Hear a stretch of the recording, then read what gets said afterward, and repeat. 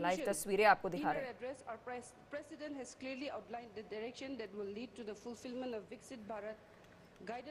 तो कुछ ही देर में राज्यसभा में प्रधानमंत्री नरेंद्र मोदी बोलेंगे, राष्ट्रपति के अभिभाषण पर चर्चा का जवाब देंगे। तो तस्वीरें आपको लाइव दिखा रहे हैं।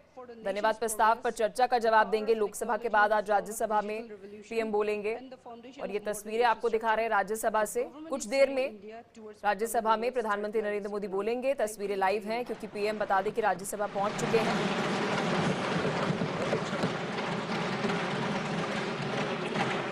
राष्ट्रपति के अभिभाषण पर चर्चा का जवाब देंगे। To reply the discussion.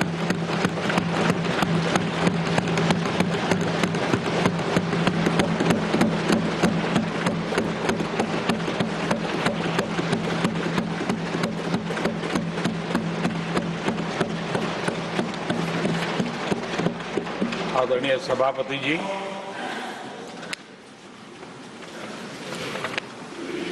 आदरणीय राष्ट्रपति जी ने भारत की उपलब्धियों के बारे में, दुनिया की भारत से अपेक्षाओं के बारे में और भारत के सामान्य मानवी का आत्मविश्वास, विकसित भारत बनाने का संकल्प, इन सारे विषयों को लेकर के विस्तार से चर्चा की है। देश को आगे की दिशा भी दिखाई है। आदरणीय राष्ट्रपति जी का अभिभाषण प्रेरक भी था, प्रभावी भी था और हम सब के लिए भविष्य के काम का मार्गदर्शन भी था। मैं आदरणीय राष्ट्रपति जी के उद्बोधन पर धन्यवाद करने के लिए उपस्थित हुआ हूं।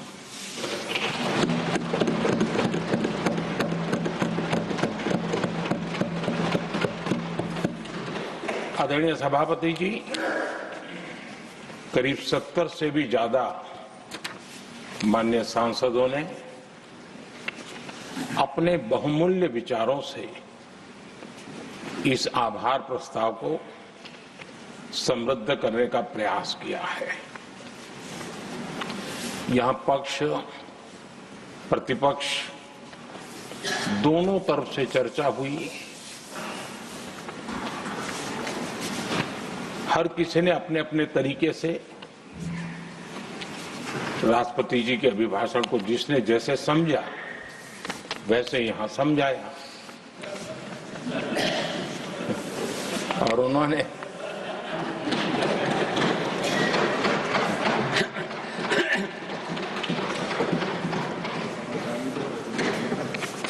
आदरणीय सभापति जी, यहां पर सबका साथ, सबका विकास, इस पर बहुत कुछ कहा गया। मैं समझ नहीं पाता हूं कि इसमें कठिनाई क्या है। सबका साथ, सबका विकास, ये तो हम सबका दायित्व है और इसीलिए तो देश ने हम सबको यहां बैठने का अवसर दिया है और उसमें, लेकिन जहां तक कांग्रेस का सवाल है, उनसे सबका साथ सबका विकास, इसके लिए कोई अपेक्षा करना मैं समझता हूं कि बहुत बड़ी गलती हो जाएगी।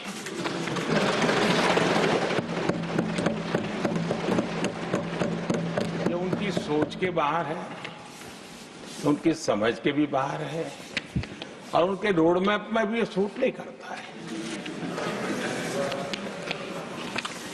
क्योंकि वो इतना बड़ा दल एक परिवार को समर्पित हो गया है, उसके लिए सबका साथ सबका विकास संभव ही नहीं है।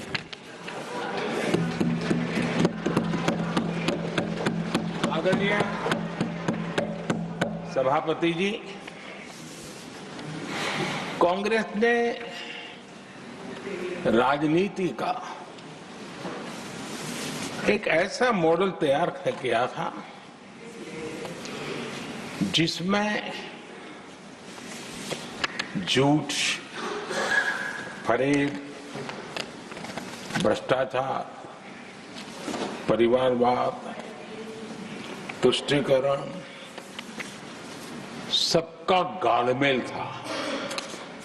जहां सबका गालमेल हो वहां सबका साथ हो ही नहीं सकता।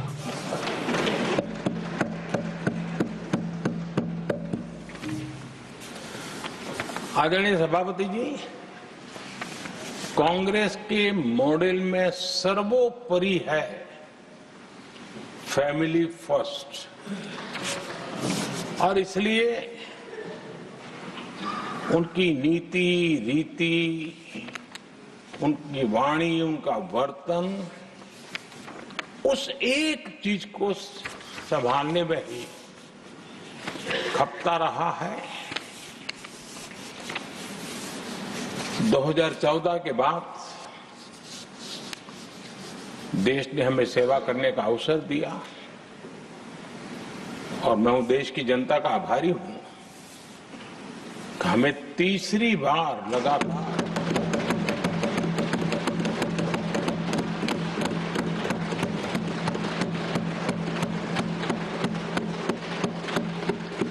ये तीसरी बार जनता यहां पहुंचाती है।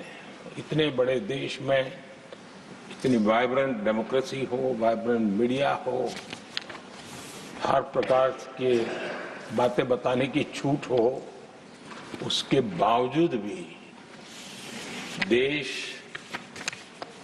दूसरी बार, तीसरी बार हमें सेवा करने का मॉडल बनाती है। इसका कारण देश की जनता ने हमारे विकास के मॉडल को परखा है, समझा है और समर्थन दिया है।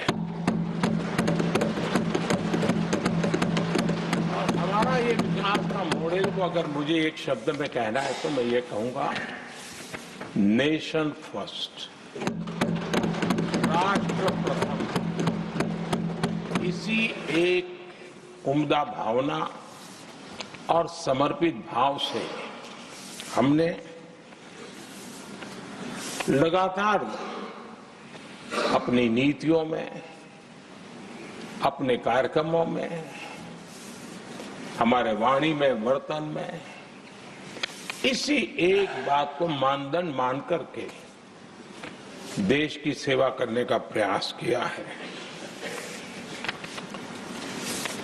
और आदरणीय सभापति जी, मैं बड़े गर्व के साथ भी कहता हूं, बड़े संतोष के साथ कहता हूं कि एक लंबे अरसे तक, 5-6 दशक तक देश के सामने अल्टरनेट मॉडल क्या हो, तराजू पर तोलने का कोई अवसर ही नहीं मिला था। लंबे अरसे के बाद, 2014 के बाद देश को एक अल्टरनेट मॉडल क्या हो सकता है, अल्टरनेट कार्यशैली क्या हो सकती है, प्रायोरिटीज क्या हो सकती है, इसका एक नया मॉडल देखने को मिला है। और ये नया मॉडल तुष्टीकरण नहीं, संतुष्टीकरण पर भरोसा।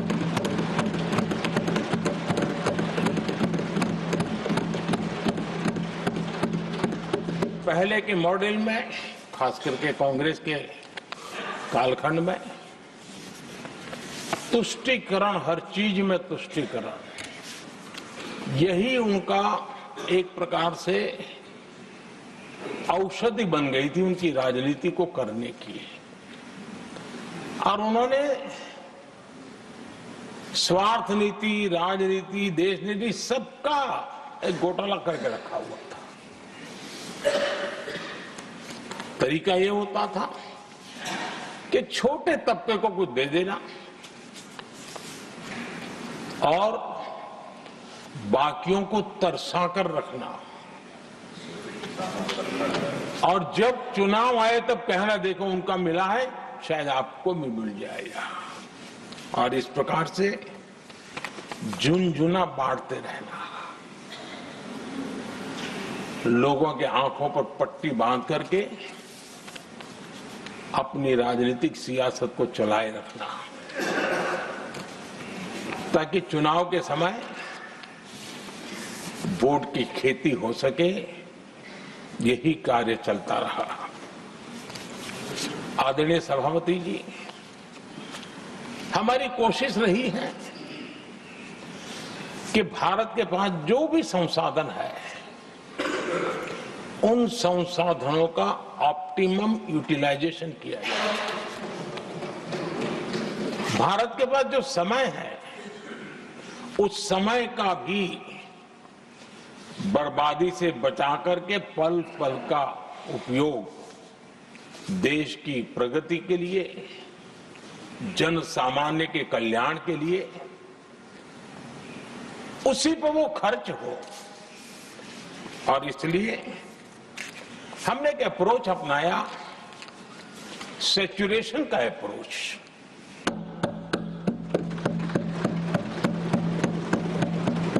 पैर उतने ही लंबे करने जितनी चद्दर हो, लेकिन जो योजना बने, जिनके लिए वो योजना बने, उनको वो 100% उसका बेनिफिट होना चाहिए।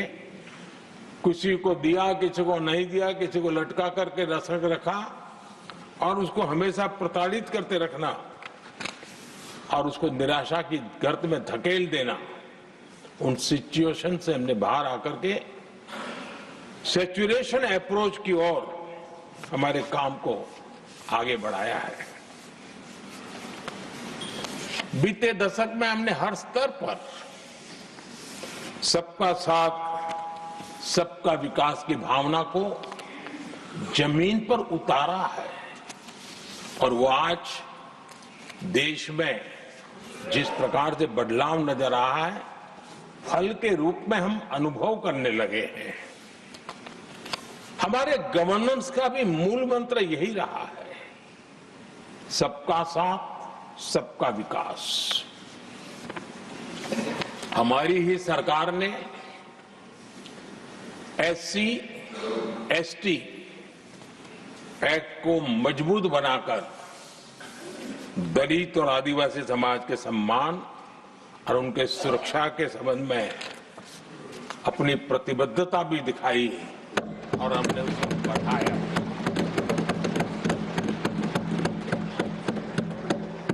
आदरणीय सभापति जी,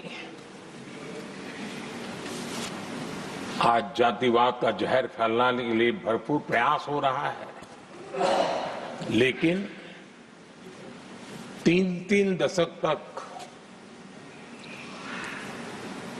दोनों सदन के ओबीसी एमपीस और सभी दलों के ओबीसी एमपीस सरकारों से मांग करते रहे थे कि ओबीसी आयोग को संवैधानिक दर्जा दिया जाए। ठुकरा दिया गया, इनकार किया गया, क्योंकि शायद उस समय उनकी राजनीति को ये सूट नहीं करता होगा, क्योंकि तुष्टीकरण की राजनीति के और फैमिली फर्स्ट की राजनीति में जब वो बैठेगा, तब तक वो चर्चा तक के हित में भी नहीं आता है। आदरणीय सभापति जी, ये मेरा सौभाग्य है कि हम सब ने मिलकर के 3 दशक से मेरे ओबीसी समाज ने जिस बात के लिए मांगे की, आशाएं रखी, जिसको निराश करके रखा गया था, हमने आकर के इस आयोग को संवैधानिक दर्जा दिया।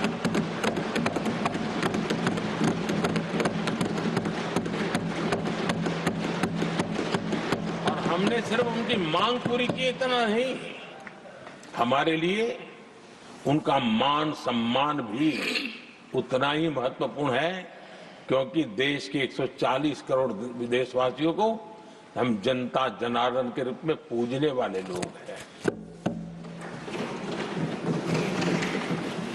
आदरणीय सभापति जी, हमारे देश में जब जब आरक्षण का विषय आया तो उसको एक तंदुरुस्त तरीके से समस्या के समाधान के लिए सत्य को स्वीकार करते हुए करने का प्रयास नहीं हुआ। हर चीज में देश में विभाजन कैसे हो, तनाव कैसे पैदा हो, एक दूसरे के खिलाफ दुश्मनी कैसे पैदा हो, वही तरीके अपनाए गए। देश आजाद होने के बाद जब जब ये प्रयास हुए हैं इसी तरीके से हुए हैं। पहली बार हमारी सरकार ने एक ऐसा मॉडल दिया और सबका साथ सबका विकास के मंत्र की प्रेरणा से दिया कि हमने सामान्य वर्ग के गरीब को 10% आरक्षण दिया, बिना तनाव के, बिना किसी का छीन करके। और जब ये निर्णय किया तो एससी समुदाय ने भी उसको स्वागत किया, एसटी समुदाय ने भी स्वागत किया, ओबीसी समुदाय ने भी स्वागत किया। किसी को भी पेट में दर्द नहीं हुआ, क्योंकि इतना बड़ा निर्णय, लेकिन करने का तरीका था सबका साथ सबका विकास, और तब जाकर के बहुत ही स्वस्थ शांत तरीके से पूरे राष्ट्र ने इस बात को स्वीकार किया। आदरणीय सभापति जी, हमारे देश में दिव्यांगों की कभी सुनवाई जितनी मात्रा में होनी चाहिए थी नहीं हुई। जब सबका साथ सबका विकास का मंत्र होता है ना, तब मेरे दिव्यांग जन भी उस सबके कैटेगरी में होते हैं, और तब जाकर के हमने दिव्यांगों के लिए आरक्षण का विस्तार किया, दिव्यांगों के लिए सुविधाएं उपलब्ध हो, इसके लिए मिशन मोड में काम किया। दिव्यांगों के कल्याण के लिए अनेक योजनाएं बनाई, लेकिन योजनाओं को लागू भी किया। ये इसके कारण इतना ही नहीं, आदरणीय सभापति जी, ट्रांसजेंडर कम्युनिटी के अधिकारों को लेकर के हमने उसको कानूनी रूप से उसको पुख्त करने के लिए प्रामाणिकता पूर्वक प्रयास किया। सबका साथ सबका विकास के मंत्र को हम कैसे जीते हैं, ये हमने समाज के उस उपेक्षित वर्ग की तरफ भी हमने बड़ी संवेदना के साथ देखा। आदरणीय सभापति जी, भारत की विकास यात्रा में नारी शक्ति के योगदान को कोई नकार नहीं सकता है, लेकिन उनको अगर अवसर मिले और वो नीति निर्धारण का हिस्सा बने तो देश की प्रगति में और गति आ सकती है। और इस बात को ध्यान में रखते हुए हमने ही और इस सदन का पहला निर्णय हुआ, हम देशवासी गर्व कर सकते हैं, सदन इस बात के लिए याद रखा जाएगा, ये नया सदन सिर्फ उसके रूप रंग के लिए नहीं, ये नया सदन का पहला निर्णय था नारी शक्ति बंधन।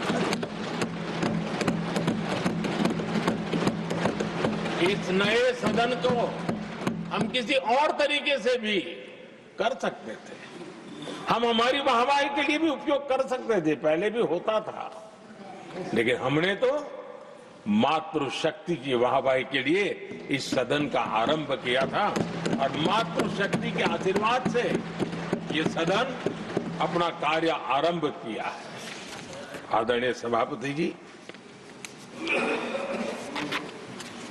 हम जानते हैं, इतिहास की तरफ अब थोड़ी नजर करें।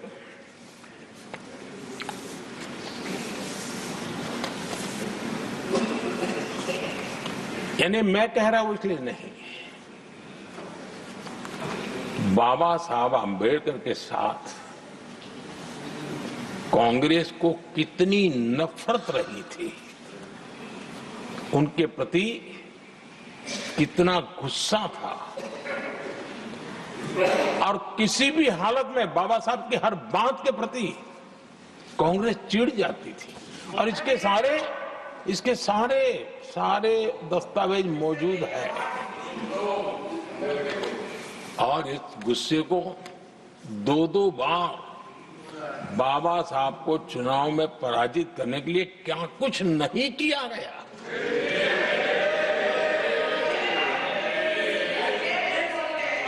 कभी भी बाबा साहब को भारत रत्न के योग्य नहीं समझा गया। आदरणीय सभापति जी, कभी भी बाबा साहब को भारत रत्न योग्य नहीं समझा गया। इतना ही नहीं, आदरणीय सभापति जी, इस देश के लोगों ने बाबा साहब की भावना का आदर किया, सर्व समाज ने आदर किया, और तब आज मजबूरन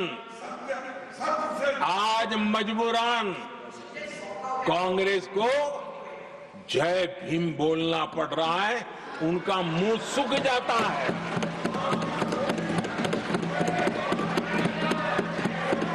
और आदरणीय सभापति जी, ये कांग्रेस भी रंग बदलने में बड़ी माहिर लग रही है। इतनी तेजी से अपना नकाब बदल देते हैं, ये इसमें साफ साफ नजर आ रहा है।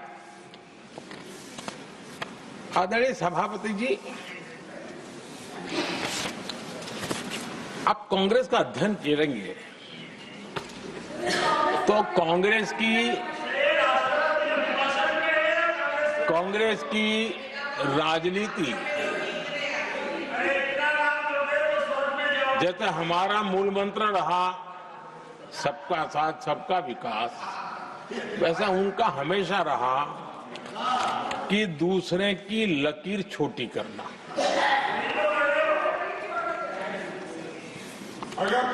और इसके कारण उन्होंने सरकारों को अस्थिर किया। किसी भी राजनीतिक दल की सरकार कहीं बनी तो उसको अस्थिर कर दिया, क्योंकि लकीर छोटी करो दूसरे की, इसी काम में वो लगे रहे। और ये जो उन्होंने रास्ता चुना है ना, औरों की लकीर छोटी करने का, लोकसभा के बाद भी जो उनके साथ थे वो भी भाग रहे हैं, तो उनको पता चला गया ये तो हमें भी मार डालेंगे। और यही उनकी नीतियों का परिणाम है कि आज ये हाल हो गए हैं कांग्रेस के। देश की सबसे पुरानी पार्टी, आजादी के आंदोलन से जुड़ी पार्टी, इतनी दुर्दशा। ये औरों की लकीर छोटी करने में अपनी शक्ति खपा रहे हैं ना। अगर वो खुद की लकीर लंबी करते तो उनकी ये दशा नहीं होती। और मैं बिना मांगे एडवाइस दे रहा हूं, आप अपनी लकीर लंबी करने में मेहनत कीजिए, सोचिए, तो कभी न कभी देश आपको भी ये 10 मीटर दूर यहाँ आने का अवसर देगी।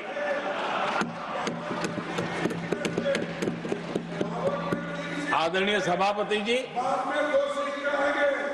बाबा साहब ने SC/ST समुदाय की बुनियादी चुनौतियों को बहुत बारीकी से समझा था, बहुत गहराई से समझा था, और खुद भुक्तभोगी थे, इसलिए एक दर्द भी था, पीड़ा भी थी, और समाज का कल्याण करने की का एक जज्बा भी था। और बाबा साहब ने SC/ST समुदाय के आर्थिक उन्नति के लिए एक स्पष्ट रोडमैप देश के सामने प्रस्तुत किया था। उनकी बातों में प्रस्तुत होता था। और बाबा साहब ने एक बहुत महत्वपूर्ण बात कही थी, मैं उनका कोट पढ़ना चाहता हूं। बाबा साहब ने कहा था, भारत एक कृषि प्रधान देश है, लेकिन दलितों के लिए ये आजीविका का मुख्य साधन बन ही नहीं सकता। ये बाबा साहब ने कहा था। उन्होंने आगे कहा था, और इसके कई कारण हैं। पहला, भूमि खरीदना उनके सामर्थ्य से बाहर है। दूसरा, अगर उनके पास धन भी हो तो भी उनके लिए भूमि खरीदने का कोई अवसर नहीं है। बाबा साहब ने ये एक एनालिसिस किया था, और इस परिस्थिति का एनालिसिस करते हुए उनको ना सुझाव था। उन्होंने आग्रह किया था कि दलितों के साथ, हमारे आदिवासी भाई बहनों के साथ, वंचितों के साथ ये जो अन्याय हो रहा है, ये जो मुसीबत में जीने के लिए वो मजबूर हो रहे हैं, इसका एक उपाय है, देश में इंडस्ट्रियलाइजेशन को बढ़ावा दिया जाए। औद्योगिकरण के पक्षकार थे बाबा साहब, क्योंकि औद्योगिकरण करने के पीछे उनकी कल्पना साफ थी। स्किल बेस्ड जॉब्स और एंटरप्रेन्योरशिप के लिए, आर्थिक आत्मनिर्भरता के लिए दलित, आदिवासी, वंचित समूहों को एक अवसर मिलेगा और उसे वो उत्थान का एक सबसे महत्वपूर्ण हथियार मानते थे। लेकिन आजादी के इतने सालों के बावजूद भी, इतने साल कांग्रेस को सत्ता में रहने का अवसर मिला, तब भी बाबा साहब की इन बातों को पर गौर करने का भी उनको समय नहीं था। उन्होंने बाबा साहब की इस विचारों को पूरी तरह खारिज कर दिया।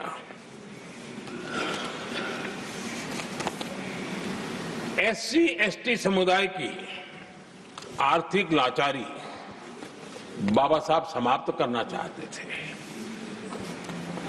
उसे कांग्रेस ने ऐसा उल्टा काम किया कि उसको गहरा संकट बना दिया।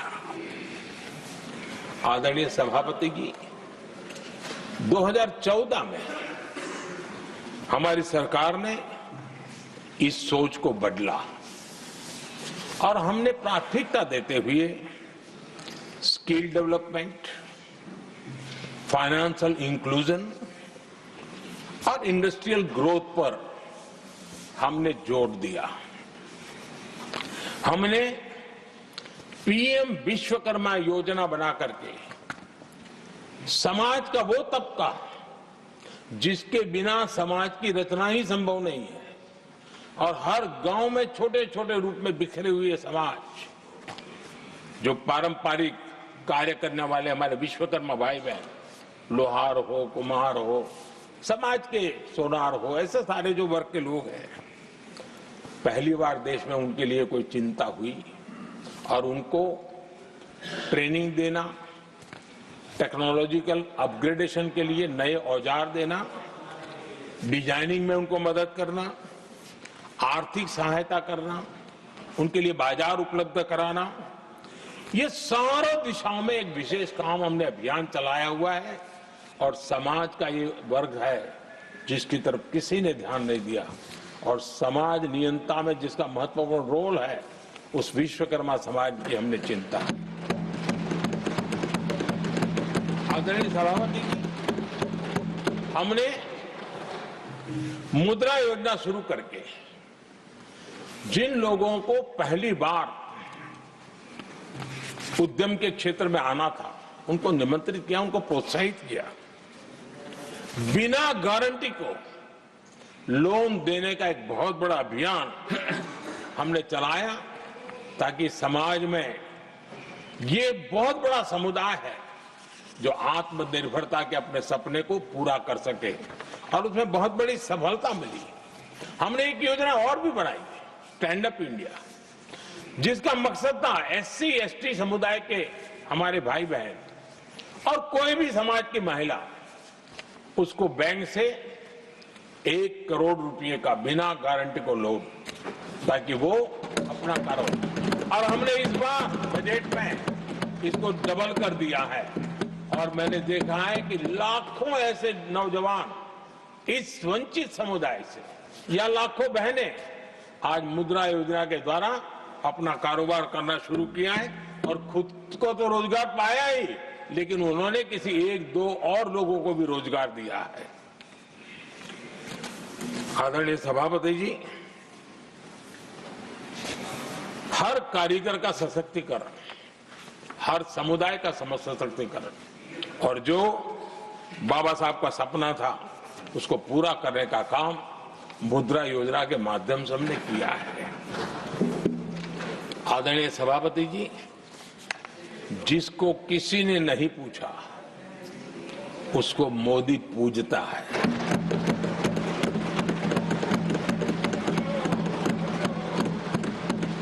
गरीब, वंचित, उसकी का कल्याण, ये हमारी प्राथमिकता है। इस वर्ष के बजट में भी आप देखिए, लेदर इंडस्ट्री, फुटवेयर इंडस्ट्री, ऐसे अनेक छोटे दायरे के विषयों को हमने स्पर्श किया है, और इसका सबसे बड़ा लाभ गरीब और वंचित समुदाय के लोगों को मिलने वाला है, जो इस बजट में घोषणा की। अब उदाहरण के रूप में टॉयज की बात करें, समाज के इस प्रकार के वर्ग के लोग ही टॉयज बनाने के काम में हैं। हमने उस पर ध्यान केंद्रित किया, बहुत सारे गरीब परिवारों को अनेक प्रकार की उसमें मदद दी गई, और उसका परिणाम आज आया है कि टॉयज हम एक्सपोर्ट करने की आदत में फंसे हुए थे, आज इंपोर्ट करने की आदत में फंसे हुए थे, आज हमारे टॉय 3 गुना एक्सपोर्ट हो रहे हैं, और जिसका फायदा समाज के एक बहुत ही नीचे के तबके में जीने वाले, मुसीबतों से गुजारा करने वाले समुदाय को मिल रहा है। आदरणीय सभापति जी, हमारे देश में एक बहुत बड़ा समुदाय है, मछुआरा समुदाय। इन मछुआरे साथियों के लिए हमने एक अलग मिनिस्ट्री तो बनाई, लेकिन जो बेनिफिट किसान क्रेडिट में किसानों को मिलता था, हमने वो किसान क्रेडिट कार्ड के सारे बेनिफिट हमारे मछुआरे भाई बहनों को भी दिए, ये सुविधा दी। अलग मिनिस्ट्री बनाई, इस काम किया, और करीब 40,000 करोड़ रुपया हमने इसके अंदर इंफ्यूज किया। फिशरीज सेक्टर को बल दिया है, और इसका प्रयास इन प्रयासों का परिणाम ये आया है कि हमारा मछली उत्पादन 2 गुना और एक्सपोर्ट भी 2 गुना हुआ है, और जिसका सीधा बेनिफिट हमारे मछुआरे भाई बहनों को हुआ है। यानी समाज के सबसे उपेक्षित हमारे बंधु हैं, उनको हमने सबसे ज्यादा प्राथमिकता दे करके हमने काम करने का प्रयास किया है। आदरणीय सभापति जी, यहाँ जो जातिवाद का जहर फैलाने की जिनको नया शौक लग गया है, हमारे देश के आदिवासी समाज, उन आदिवासी समाज में भी कई स्तर की स्थितियां हैं। कुछ समूह ऐसे हैं जिनकी संख्या बहुत कम है, और जो करीब देश में 200-300 जगह पे बिखरे हुए हैं, और कुल आबादी उनकी बहुत कम है, लेकिन वो ऐसे उपेक्षित रहे हैं, उनकी बारीकियों को जाने तो दिल दहलाने वाली बात है। और मेरा सद्भाग्य रहा कि राष्ट्रपति जी से इस विषय में मुझे काफी गाइडेंस मिला, क्योंकि उस समाज को काफी निकट से राष्ट्रपति जी जानती है। और उसी में से आदिवासी समाज में भी बहुत वंचित अवस्था में जीने वाला एक जो छोटा तबके के लोग व बिखरे पड़े लोग हैं, उनको विशेष रूप से योजना में लाने का प्रयास हुआ और हमने पीएम जनमन योजना बनाई और 24,000 करोड़ रुपए ताकि उनको वो सुविधाएं मिले, उनके कल्याण के काम हो और वे भी सबसे पहले तो अन्य आदिवासी समाज की बराबरी तक तो पहुंचे और फिर पूरे समाज की बराबरी करने के लिए योग्य बने। उस दिशा में हमने काम किया है। आदरणीय सभापति जी, समाज के अलग अलग तबकों की चिंता तो की है। हमने देश के अलग अलग भूभाग में भी कुछ ऐसी स्थितियां हैं कि जिसमें बहुत पिछड़ापन है। जैसे हमारे सीमावर्ती गांव, उनको बैकवर्ड विलेज करके छोड़ दिया गया था, आखिरी गांव करके छोड़ दिया गया था। हमने सबसे पहले मनोवैज्ञानिक परिवर्तन लाया। हम ये जो दिल्ली पहले और बाद में सब धीरे धीरे जो जाए दूर जाता जाए आखिर चला जाए, हमने बदल दिया। हमने तय किया कि सीमा पर जो लोग हैं वो पहले और वो अंदर की तरफ आता जाए। जहां सूरज की किरण सबसे पहले आती है और जहां सूरज की आखिरी किरण भी जिनके पास होती है, ऐसे आखिरी गांव उनको हमने फर्स्ट विलेज के रूप में विशेष दर्जा देते हुए, विशेष योजना बनाते हुए हमने उनके विकास के कामों को इतना ही नहीं, उसको प्राथमिकता इतनी दी कि मैंने पिछले टर्म में मंत्री परिषद के साथियों को ऐसे दूर दराज के गांवों में 24 घंटे रुकने के लिए भेजा था और -15 डिग्री वाले कुछ विलेजेस थे, वहां भी हमारे मंत्री वहां जाकर के रुके थे, उनको समझने का, उनकी समस्याओं के समाधान के लिए प्रयास किया था। और हमने 15 अगस्त 26 जनवरी में जो मेहमान बुलाते हैं, उसमें भी ये जो सीमा पर बसे हुए हमारे पहले विलेज है, आज उनके प्रधानों को हम 26 जनवरी 15 अगस्त में बुलाते हैं।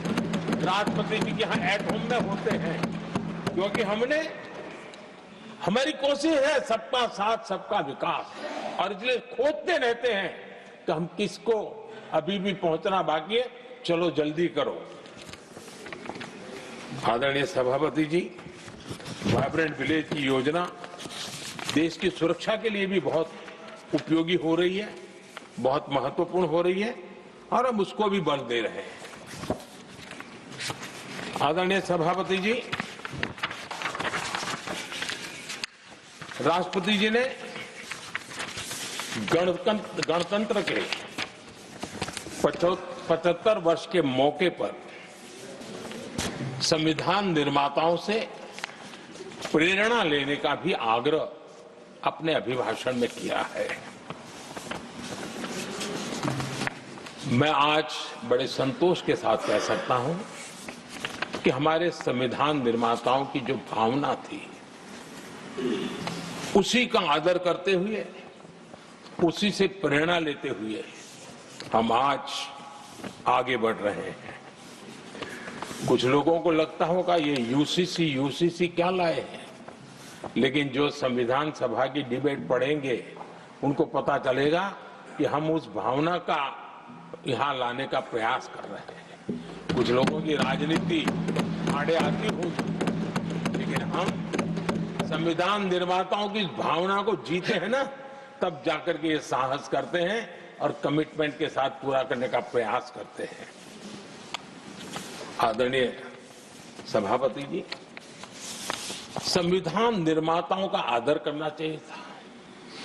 संविधान निर्माताओं के एक एक बात से प्रेरणा लेने की थी, लेकिन ये कांग्रेस है जिसने आजादी के तुरंत बाद ही संविधान निर्माताओं की भावनाओं की धज्जियां उड़ा दी थी, और ये दुख के साथ मैं ये कहना पड़ रहा है।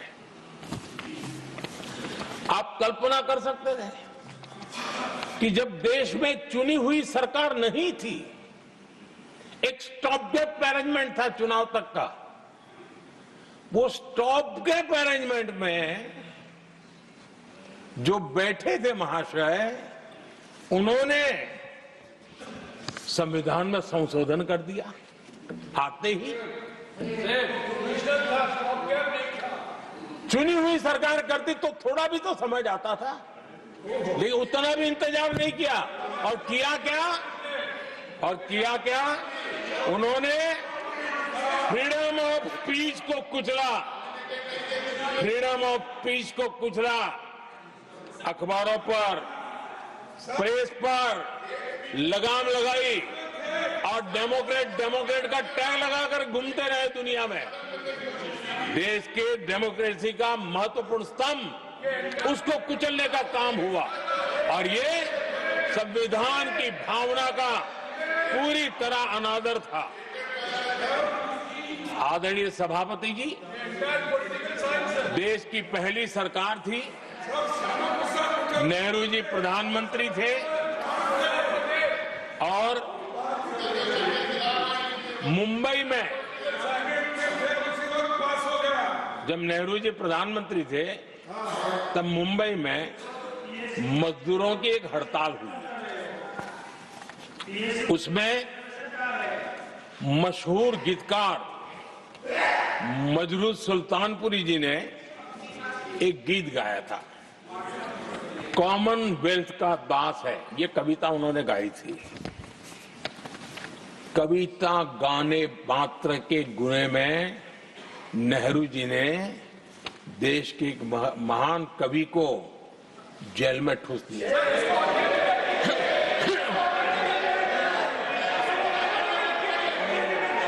मशहूर एक्टर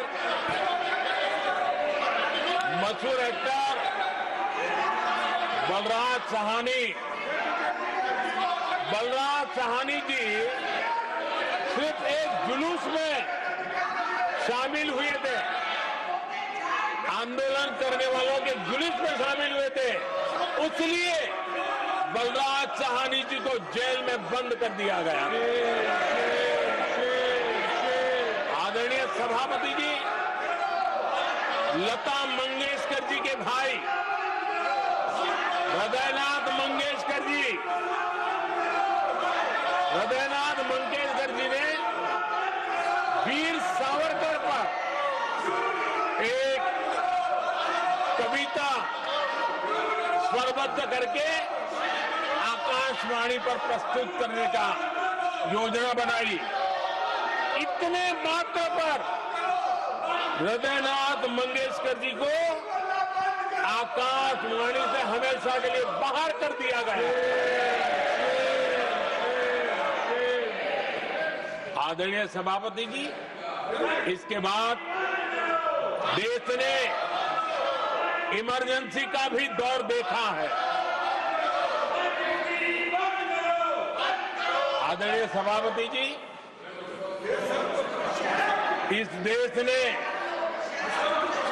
इमरजेंसी का भी दौर देखा है। संविधान की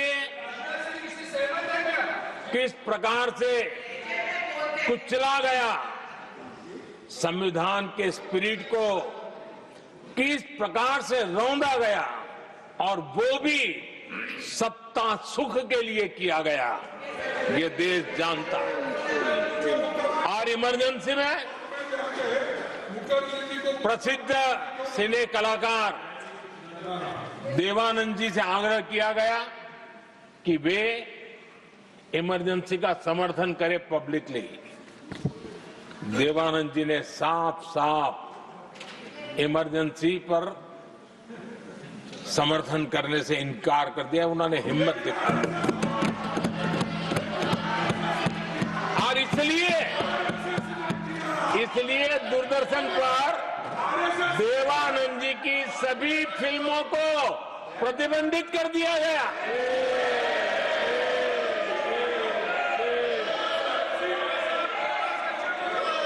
आदरणीय सभापति जी, ये संविधान की बातें करने वाले लोग, उन्होंने सालों से संविधान को अपने जेब में रखा है, उसी का एक परिणाम है। संविधान का सम्मान नहीं किया है। आदरणीय सभापति जी किशोर कुमार जी, उन्होंने कांग्रेस के लिए गाना गाने से मना किया। इस एक गुना के लिए आकाशवाणी पर किशोर कुमार के सभी गानों को प्रतिबंधित कर दिया गया।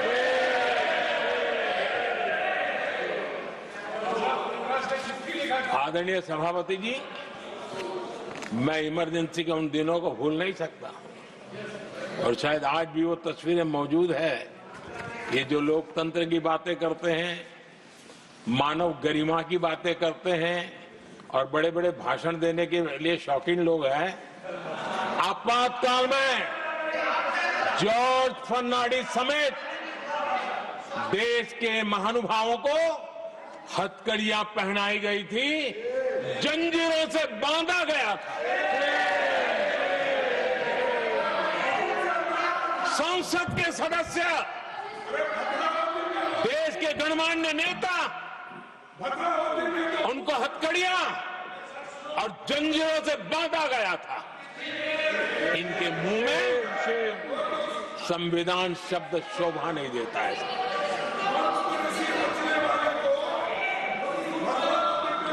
आदरणीय सभापति जी, सत्ता सुख के लिए, शाही परिवार के अहंकार के लिए इस देश के लाखों परिवारों को तबाह कर दिया गया, देश को जेल खाना बना दिया गया।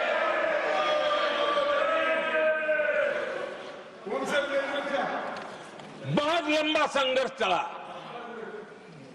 ये अपने आप को बहुत बड़ा तीसमार मानने वालों को जनता जनार्दन की ताकत को स्वीकार करना पड़ा, घुटने टेकने पड़े और देश में जनता जनार्दन के सामर्थ्य से इमरजेंसी हटी। ये भारत के लोगों की रगों में जो लोकतंत्र है ना, उसी का परिणाम था।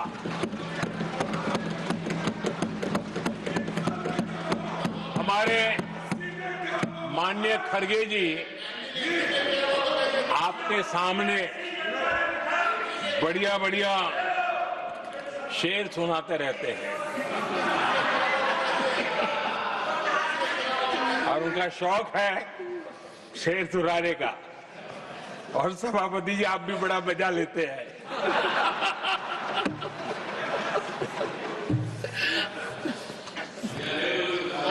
एक शेर मैंने भी कहीं पढ़ा था,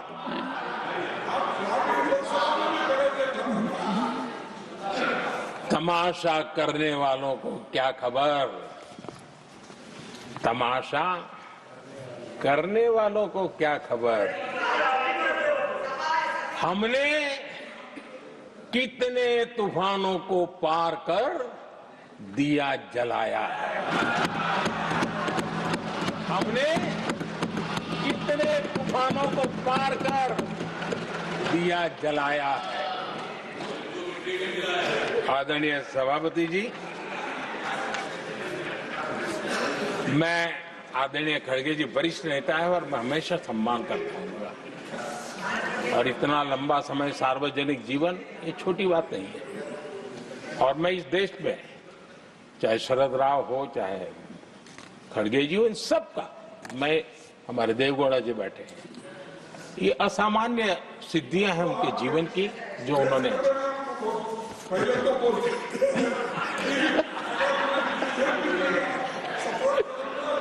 ऐसा है खड़गे जी, आपको आपके घर में तो ये बातें सुनने को नहीं मिलेगी, मैं ही बताऊंगा।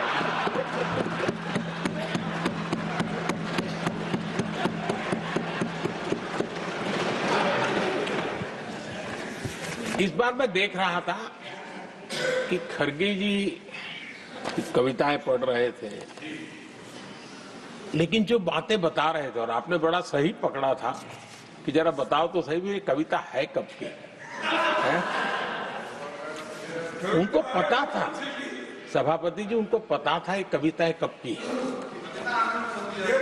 भीतर कांग्रेस की दुर्दशा का इतना दर्द पड़ा था लेकिन वहां हालत यह है कि बोल नहीं सकते, तो उन्होंने सोचा ये अच्छा मंच है, यही बोल दें। और इसलिए उन्होंने नीरज की कविता के माध्यम से उनके घर के हालात यहां प्रस्तुत किए हैं। आदरणीय सभापति जी, खड़गे जी को मैं आज वही कवि नीरज जी की कुछ पंक्तियां सुनाना चाहता हूं।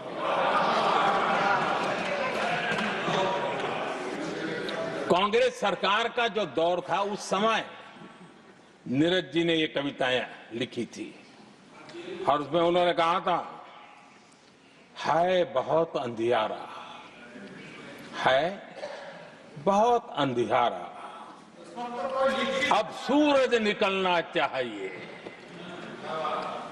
अब सूरज निकलना चाहिए, जिस तरह से भी हो ये मौसम बदलना चाहिए, जिस तरह से भी हो ये मौसम बदलना चाहिए। नीरज जी ने कांग्रेस के उस कालखंड में ये कविता कही। 1970 में जब कांग्रेस, अरे चारों तरफ कांग्रेस का राज चलता था, उस समय नीरज जी का एक और कविता संग्रह प्रकाशित हुआ था, फिर दीप जलेगा।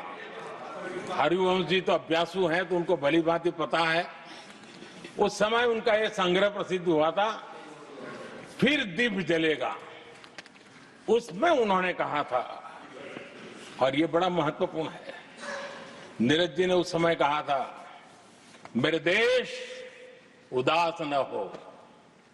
नीरज जी ने अपनी कविता में कहा था, मेरे देश उदास न हो, फिर दीप जलेगा, तिमिर ढलेगा। और हमारा सद्भाग्य देखिए, हमारे प्रेरणा पुरुष अटल बिहारी वाजपेयी जी ने भी 40 साल पहले कहा था, सूरज निकलेगा, अंधेरा छटेगा, कमल खिलेगा।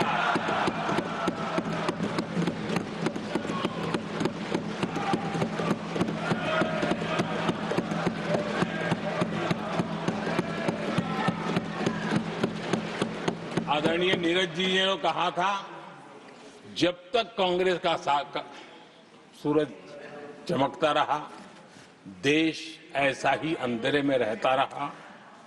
कई दशक तक ऐसे ही हाल बने रहे। आदरणीय सभापति जी, गरीबों को शक्ति देने के लिए, गरीबों के सशक्तिकरण के लिए जितना काम हमारे कार्यकाल में हुआ है, हमारी सरकार के द्वारा हुआ है, इतना पहले कभी नहीं हुआ। गरीबों का सशक्तिकरण और गरीब ही गरीबी को परास्त करे, उस दिशा में हमने योजनाओं को आकार दिया। और मुझे मेरे देश के गरीबों पर भरोसा है, उनके सामर्थ्य में भरोसा है। अगर अवसर मिल जाए ना, तो वो हर चुनौतियों को पार कर सकता है। और गरीब ने करके दिखाया, योजनाओं का लाभ लेते हुए, अवसरों का फायदा उठाते हुए, सशक्तिकरण के माध्यम से 25 करोड़ गरीबी को परास्त करने में सफल हुए। 25 करोड़ लोगों को गरीबी से बाहर निकालना, ये हमारे लिए गर्व का विषय है कि हमने एक बहुत बड़ा काम किया है। जो लोग गरीबी से निकले हैं, कठोर परिश्रम करके निकले हैं, सरकारी पर भरोसा करते हुए, योजनाओं को आधार बना करके, और आज गरीबी से निकलकर वो एक न्यू मिडिल क्लास हमारे देश में अर्जित हुआ है। आदरणीय सभापति जी, मेरी सरकार इस न्यू मिडिल क्लास और मिडिल क्लास के साथ डट करके खड़ी है। और बहुत कमिटमेंट के साथ हम खड़े हैं। हमारे न्यू मिडिल क्लास और मिडिल क्लास की आकांक्षाएं आज देश के लिए गति देने वाली शक्ति है। हमारे देश की एक नई ऊर्जा है, देश की प्रगति का सबसे बड़ा आधार है। हम मिडिल क्लास के, नियर मिडिल क्लास के सामर्थ्य को बढ़ाना चाहते हैं। हमने मिडिल क्लास के लिए एक बहुत बड़े हिस्से को टैक्स में इस बजट में जीरो कर दिया है।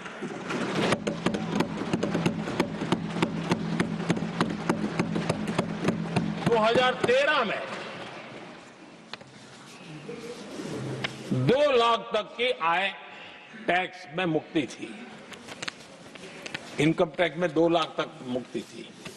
आज हमने 12 लाख तक टैक्स में मुक्ति कर दी। हम 70 साल से ऊपर के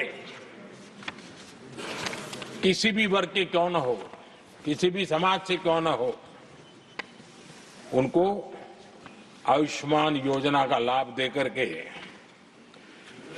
और उसका सबसे बड़ा लाभ मिडिल क्लास के बुजुर्गों को मिल रहा है।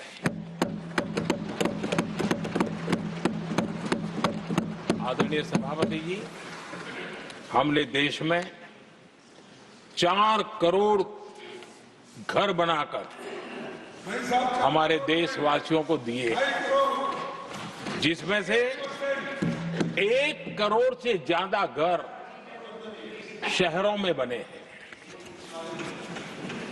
हमने घर खरीदने वालों के साथ बहुत बड़ा फ्रॉड हुआ करता था, उनको सुरक्षा देना बहुत जरूरी था, और इसी सदन में हमने रेरा का कानून बनाया है, जो आज मध्यम वर्ग के घर के सपने के खिलाफ जो रुकावटें थी, उसको दूर करने एक महत्वपूर्ण हथियार बना है।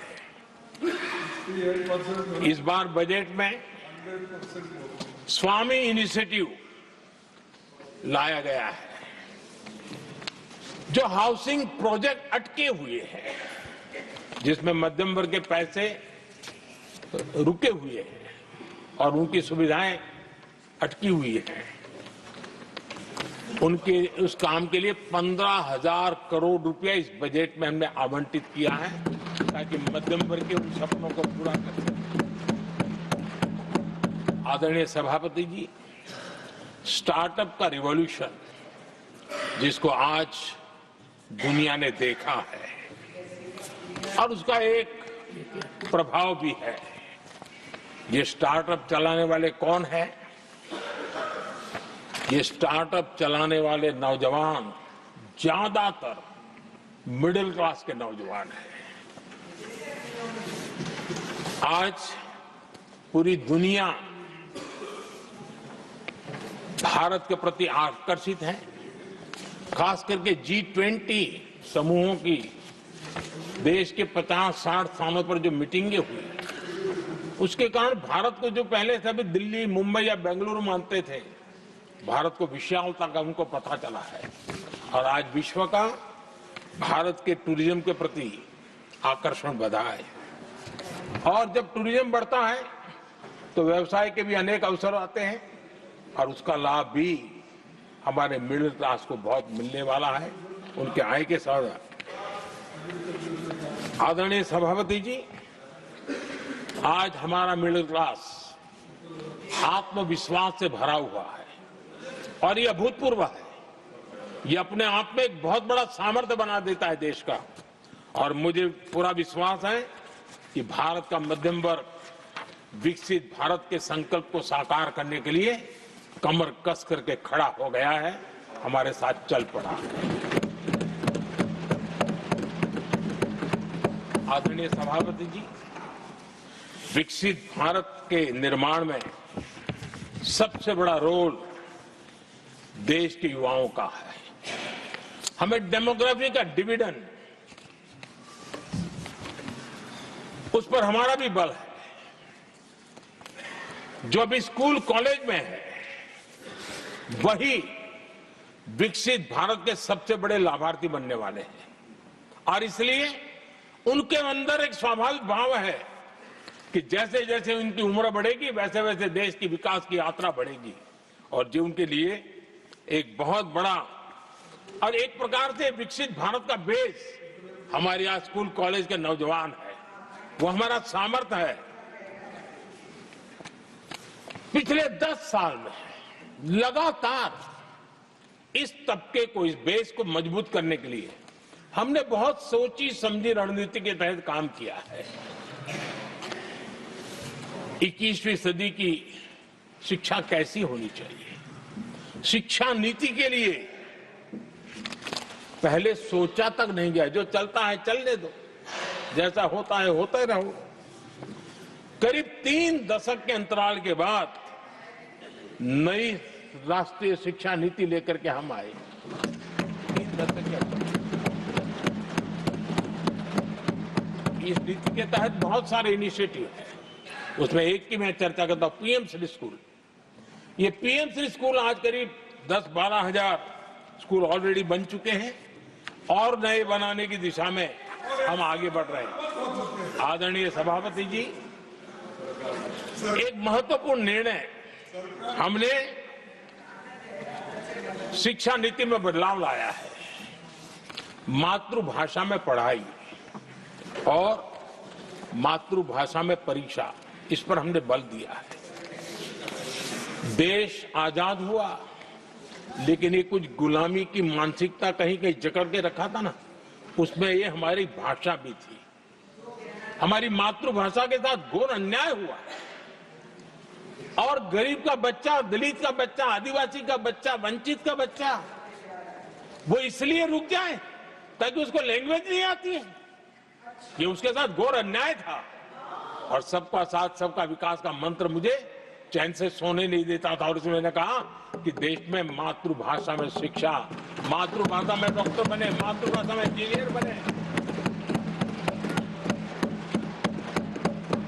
जिनको अंग्रेजी भाषा पढ़ने नसीब नहीं हुई, उनके सामर्थ्य को हम रोक नहीं सकते। हमने बहुत बड़ा बदलाव किया है और उसके कारण आज गरीब माँ का, विधवा माँ का भी बच्चा आज डॉक्टर इंजीनियर के सपने देखने लगा। आदिवासी युवाओं के लिए एकलव्य मॉडल स्कूलों का हमने विस्तार किया है। 10 साल पहले करीब 150 एकलव्य विद्यालय थे, आज 470 है, 470 हो। और अब हम 200 और ज्यादा एकलव्य स्कूल की दिशा में आगे बढ़ रहे हैं। आदरणीय सभापति जी, हमने सैनिक स्कूलों में भी बहुत बड़ा रिफॉर्म किया और सैनिक स्कूलों में हमने बेटियों को भी प्रवेश की व्यवस्था की। आप स्वयं सैनिक स्कूल के विद्यार्थी रहे, पहले बेटियों के लिए उसके दरवाजे बंद थे और आप भी जानते हैं कि सैनिक स्कूलों का महात्मा क्या होता है, उसका सामर्थ्य क्या होता है, जिसने आप जैसे व्यक्तियों को जन्म दिया है। अब वो अवसर मेरे देश की बेटियों को भी मिलेगा। हमने सैनिक स्कूल के दरवाजे खोल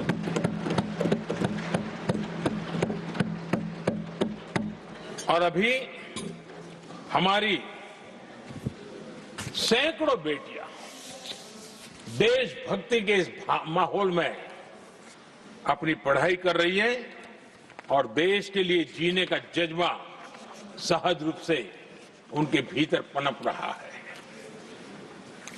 आदरणीय सभापति जी, युवाओं के ग्रूमिंग में एनसीसी की बहुत बड़ी भूमिका है। हम में से जो भी एनसीसी के संपर्क में रहा है उसे मालूम है कि उस उम्र में और उस कालखंड में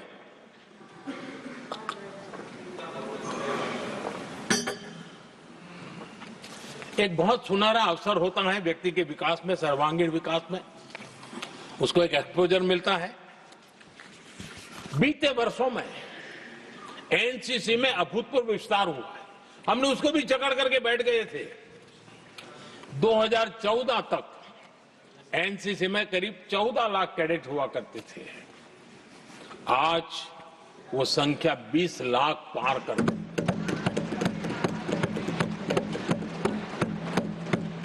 आदरणीय सभापति जी, देश के युवाओं में जो उमंग है, उत्साह है, नया कुछ कर गुजरने की इच्छा है, रूटीन काम से भी हटकर के कुछ करने का उनका इरादा है, ये साफ नजर आता है।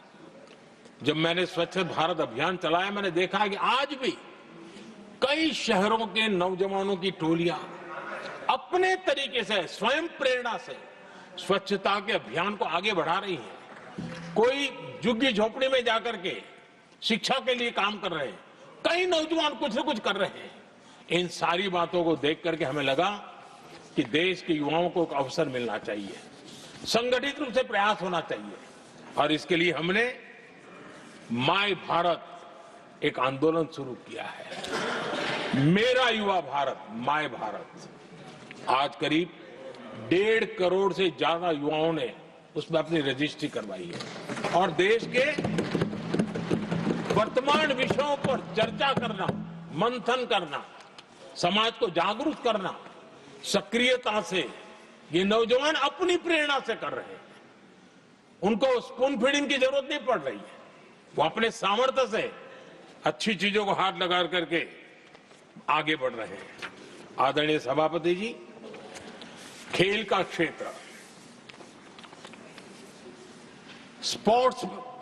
स्पोर्ट्समैन स्पिरिट को जन्म देते हैं, और जिस देश में स्पोर्ट जितना व्यापक होता है, उस देश के अंदर वो स्पिरिट अपने आप पनपता है।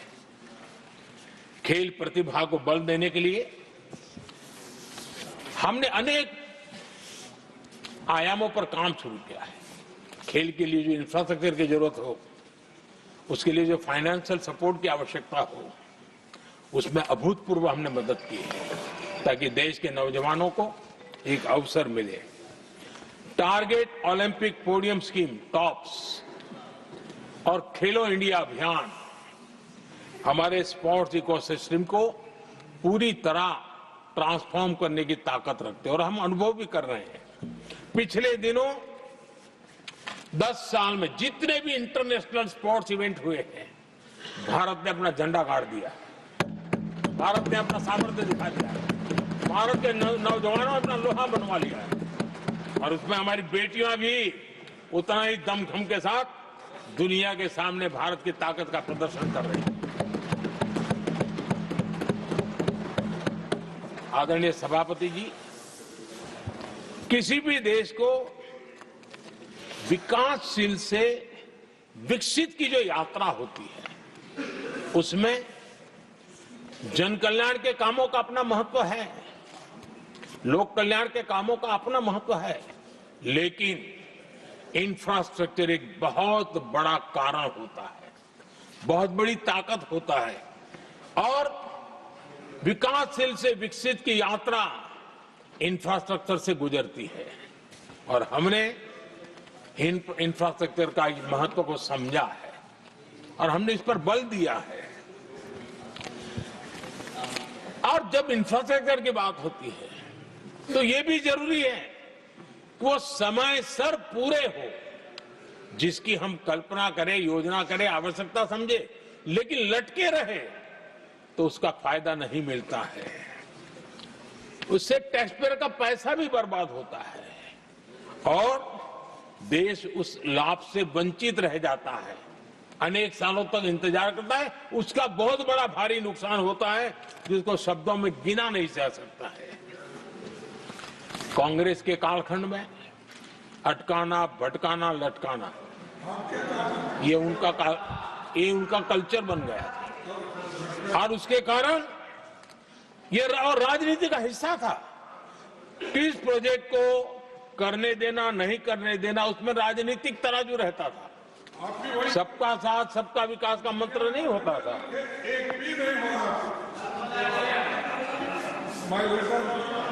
इस कांग्रेस कल्चर से मुक्ति पाने के लिए हमने एक प्रगति नाम की व्यवस्था बनाई, और नियमित रूप से मैं स्वयं इस प्रगति प्लेटफॉर्म के माध्यम से इंफ्रास्ट्रक्चर का प्रोजेक्ट्स का डिटेल मॉनिटरिंग करता हूं। कभी ड्रोन से भी उस एरिया की वीडियोग्राफी और लाइव इंटरेक्शन करता हूं। काफी मैं उसमें इन्वॉल्व रहता हूं। करीब करीब 19 लाख करोड़ रुपए के ऐसे जो प्रोजेक्ट अटके पड़े हुए थे किसी न किसी कारण से, राज्य और केंद्र का कोऑर्डिनेशन नहीं होगा, एक डिपार्टमेंट का दूसरे डिपार्टमेंट से कोऑर्डिनेशन नहीं होगा, फाइलों में कहीं लटका पड़ा होगा, इन सारी चीजों का रिव्यू करता हूं। और ऑक्सफोर्ड यूनिवर्सिटी ने उस पर अध्ययन किया, प्रगति के हमारे इनिशिएटिव पर, और बहुत बड़ा उसने अच्छा रिपोर्ट दिया है। और उसमें उसने एक बहुत बड़ा सुझाव दिया है। उसने कहा, प्रगति के इनिशिएटिव के बारे में कहा है, उन्होंने कहा प्रगति के अनुभवों से सीखते हुए अन्य विकासशील देशों के पास भी इंफ्रास्ट्रक्चर के विकास में क्रांति लाने का एक मूल्यवान अवसर है। ये प्रगति को सभी डेवलपिंग कंट्रीज के लिए उन्होंने ये सुझाव दिया। पहले काम कैसे होते थे, मैं तथ्यों के साथ कोई उदाहरण देना चाहता हूं ताकि पता चले कि कैसे देश को नुकसान किया गया है। मैं ये नहीं कह रहा हूं हर एक ही व्यक्ति ने जानबूझ के किया होगा, लेकिन कल्चर डेवलप हो गया और उसका परिणाम हुआ। अब देखिए उत्तर प्रदेश में हम एग्रीकल्चर, किसान, भाषण तो बहुत बढ़िया दे देते हैं, अच्छा लगता है, भड़काने का काम करने में क्या जाता है, कोई जो इन्वेस्टमेंट तो है ही नहीं, भड़काते रहो दुनिया को, कोई काम तो करना नहीं है। उत्तर प्रदेश में कृषि के लिए एक अहम योजना थी, सरयू नहर परियोजना। सरयू नहर परियोजना 1972, सोचिए साहब, 1972 में स्वीकृत हुई थी, 5 दशक तक लटकी रही। 1972 में जिस योजना को सोचा गया, योजना बनी, फाइल पे स्वीकृत हो चुकी, 2021 में हमने आकर के इसको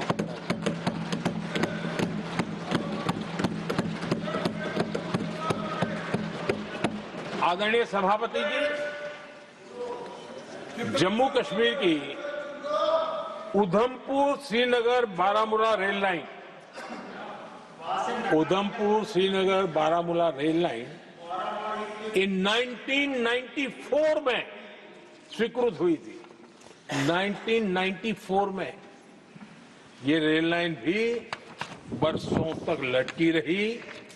3 दशक बाद आखिरकार हमने 2025 में इसे पूरा किया।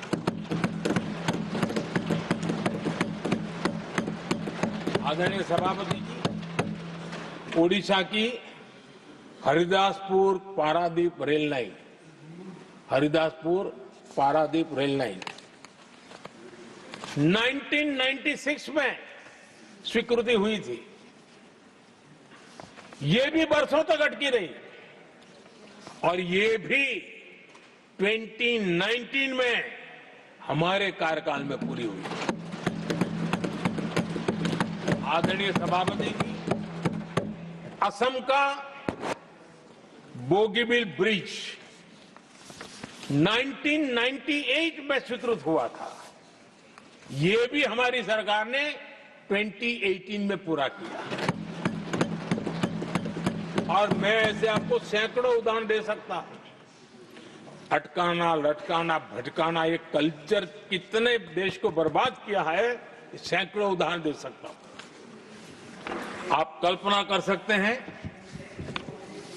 कांग्रेस ने अपने कार्यकाल में देश के लिए, देश जिसके लिए हकदार था, जो होने की संभावनाएं भी थी, इस प्रगति का न करते हुए कितनी बर्बादी की है, इसका आप अंदाज लगा सकते हैं। इंफ्रास्ट्रक्चर प्रोजेक्ट्स में सही प्लानिंग और समय सही एग्जीक्यूशन, इसके लिए पीएम गति शक्ति नेशनल मास्टर प्लान बनाया है। पीएम गति शक्ति में जो लोग डिजिटल वर्ल्ड में इंटरेस्टेड हैं उनके लिए जरूरी है समझना, और मैं तो चाहूंगा इसको राज्यों ने भी उपयोग करना चाहिए। पीएम गति शक्ति प्लेटफॉर्म में 1600 डेटा लेयर्स हैं हमारे देश के अलग अलग कामों के, और निर्णय प्रक्रिया को तेज करते हैं, सरल करते हैं, और उसको लागू करने में भी बहुत तेजी से उसको लागू किया जा सकता है। तो आज गति शक्ति प्लेटफॉर्म अपने आप में एक बहुत बड़ा इंफ्रास्ट्रक्चर के काम को गति देने वाला आधार बन गया है। आदरणीय सभापति जी,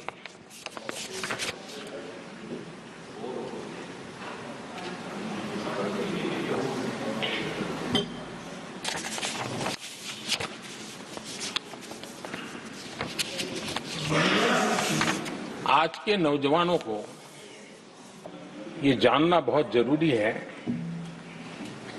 कि उनके माँ बाप को मुसीबतों से जिंदगी क्यों गुजारनी पड़ी, देश की ऐसी हालत क्यों हुई, उनको जानना बहुत जरूरी है। अगर बीते दशक में डिजिटल इंडिया के लिए हम प्रोएक्टिव न होते, हम कदम न उठाते, तो आज जैसी सुविधाएं लेने में हमें कई साल इंतजार करना पड़ता। ये हमारे प्रोएक्टिव डिसीजन और प्रोएक्टिव एक्शन का परिणाम है कि आज हम समय के साथ या कहीं कहीं समय से आगे चल रहे हैं। आज देश में 5G टेक्नोलॉजी दुनिया में सबसे तेज गति से व्याप्त हमारे देश में हो रहा है। आदरणीय सभापति जी, मैं अतीत के अनुभवों से कह रहा हूं, कंप्यूटर हो, मोबाइल फोन हो, एटीएम हो, ऐसी कई टेक्नोलॉजी दुनिया के कई देशों में हमारे से बहुत पहले पहुंच चुकी थी, लेकिन भारत में आते आते दशकों बीत गए तब जाकर के पहुंचा।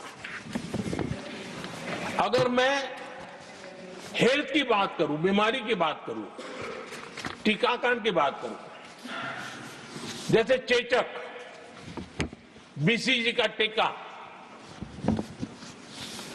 जब हम गुलाम थे तब दुनिया में वो टीकाकरण हो रहा था, कुछ देशों में हो चुका भी, लेकिन भारत में ये दशकों बाद आया। पोलियो की वैक्सीन हमने दशकों तक इंतजार करना पड़ा, दुनिया आगे बढ़ चुकी थी, हम पीछे रह गए थे। कारण यह था कांग्रेस ने देश की व्यवस्था को ऐसे जकड़ करके रखा था। उनको लगता था सारा ज्ञान सरकार में जो बैठे हैं उन्हीं को है, वही सब कर लेंगे, और उसी का एक परिणाम था लाइसेंस परमिट राज। मैं देश के नौजवानों को कहूंगा, लाइसेंस परमिट राज का कितना जुल्म था, देश विकास नहीं कर सकता था, और लाइसेंस परमिट राज यही कांग्रेस की पहचान बन गई थी। आदरणीय सभापति जी, कंप्यूटर का जब शुरुआती दौर था तो कंप्यूटर को इंपोर्ट करना चाहता है तो उसके लिए लाइसेंस लेना होता था कंप्यूटर लाने के लिए, और कंप्यूटर लाने के लाइसेंस पाने में भी सालों लग जाते थे। आदरणीय सभापति जी, वो दिन थे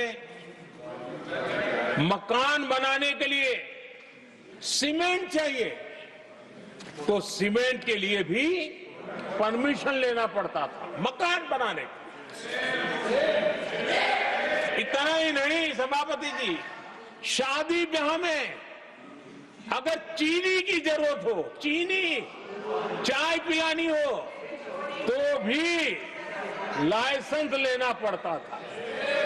मेरे देश के नौजवानों को पता होना, और मैं आजाद भारत की बात कर रहा हूं, मैं अंग्रेजों के कालखंड की बात नहीं कर रहा हूं, कांग्रेस के कालखंड की बात कर रहा हूं। और कांग्रेस के एक पूर्व वित्त मंत्री जो अपने आप को बहुत ज्ञानी मानते हैं, उन्होंने माना था कि लाइसेंस परमिट के बिना कोई काम होते नहीं है, सारे काम लाइसेंस परमिट के रास्ते से ही गुजरते हैं। और उन्होंने ये भी कहा था कि लाइसेंस परमिट बिना रिश्वत को नहीं होता है। मैं कांग्रेस के वित्त मंत्री ने जो कहा वो कह रहा हूं, बिना रिश्वत को नहीं होता है।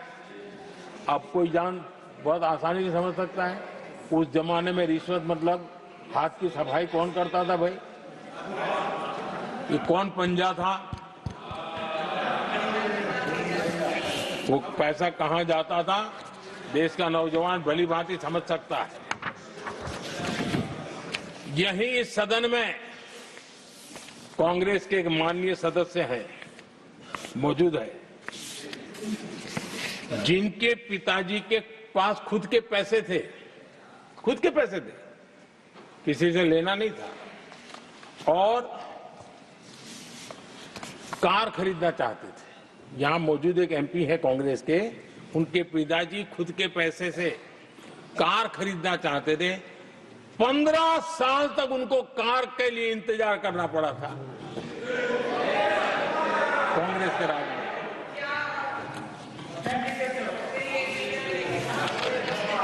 आदरणीय सभापति जी, हम सब जानते हैं, स्कूटर लेना हो तो बुकिंग करवा के पैसा देना, 8-8, 10-10 साल एक स्कूटर खरीदने में लग जाता था।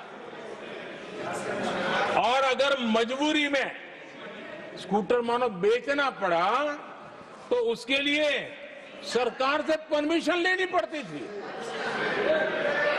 यानी कैसे देश चलाया इन लोगों ने। और इतना ही नहीं, गैस सिलेंडर एमपी को कूपन दिया जाता था, कि तुम इलाके में 25 लोगों को गैस कनेक्शन दे सकते हो। गैस सिलेंडर के लिए कतार लगती थी।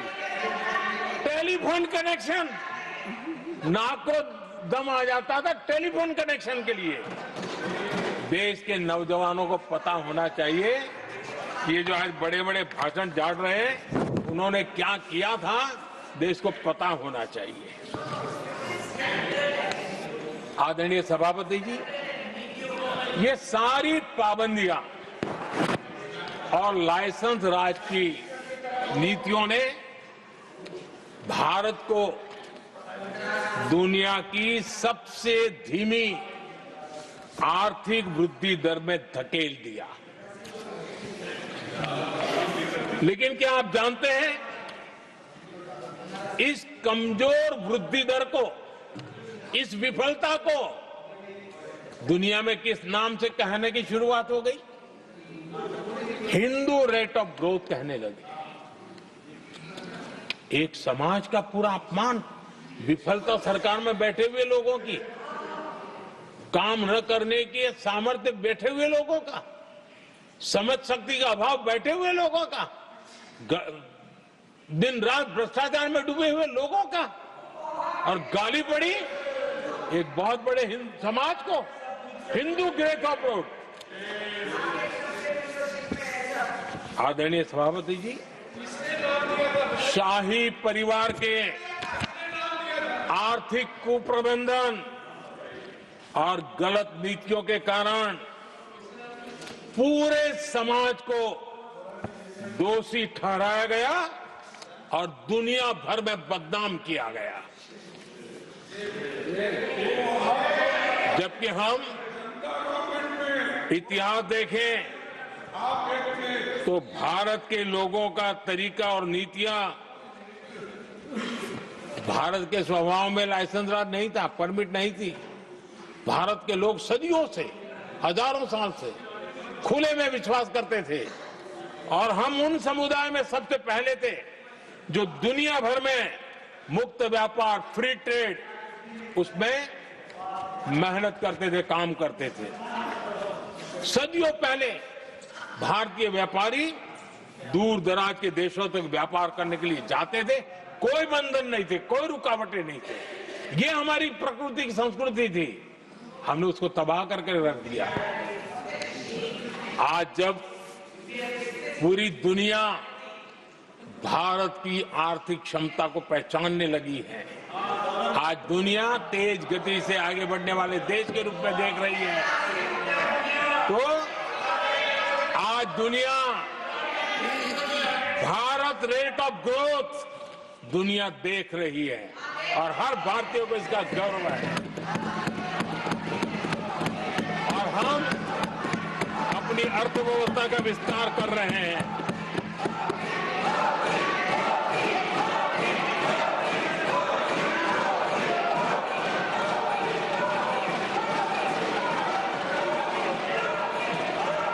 आदरणीय सभापति जी, आदरणीय सभापति जी, कांग्रेस के पंजे से मुक्त होकर आप देश चैन की सांस ले रहा है और ऊंची उड़ान भी भर रहा है।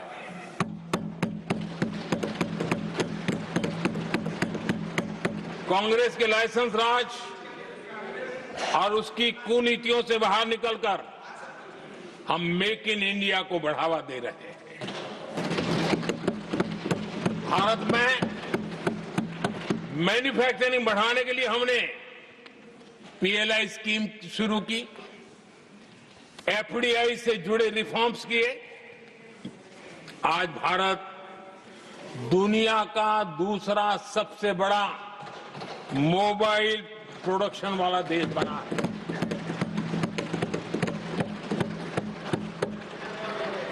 पहले हम ज्यादातर फोन बाहर से इंपोर्ट कर रहे थे, अब हमारी पहचान एक मोबाइल एक्सपोर्टर के रूप में बनी है। आदरणीय सभापति जी, आज भारत की पहचान डिफेंस मैन्युफैक्चरिंग की बनी है। 10 साल में हमारा डिफेंस प्रोडक्ट्स 10 गुना एक्सपोर्ट बढ़ा है। 10 साल में 10 गुना बढ़ा है। आदरणीय सभापति जी, भारत में सोलर मॉड्यूल मैन्युफैक्चरिंग भी 10 गुना बढ़ गए हैं। आज हमारा देश दुनिया का दूसरा सबसे बड़ा स्टील प्रोड्यूसर देश है। 10 सालों में हमारा मशीनरी और इलेक्ट्रॉनिक एक्सपोर्ट तेजी से आगे बढ़ा है। बीते 10 सालों में भारत का टॉयज एक्सपोर्ट 3 गुना से ज्यादा बढ़ गया है। इन्हीं 10 सालों में एग्रो केमिकल एक्सपोर्ट भी बढ़ा है। कोरोना के कालखंड में हमने 150 से ज्यादा देशों को वैक्सीन और दवाइयां सप्लाई की। मेड इन इंडिया, हमारे आयुष और हर्बल प्रोडक्ट का एक्सपोर्ट भी बहुत तेज गति से बढ़ा है और बढ़ रहा है। आदरणीय सभापति जी, खादी जो कांग्रेस ने की तो सबसे बड़ा एक काम करते ना खादी के लिए, तो भी मुझे लगता है हाँ ये आजादी के आंदोलन के लोगों से कुछ प्रेरणा आगे बढ़ा रहे हैं, वो भी नहीं किया। खादी और विलेज इंडस्ट्री का टर्नओवर पहली बार 1.5 लाख करोड़ से ज्यादा हुआ। 10 साल में इसका प्रोडक्शन भी 4 गुना हुआ है।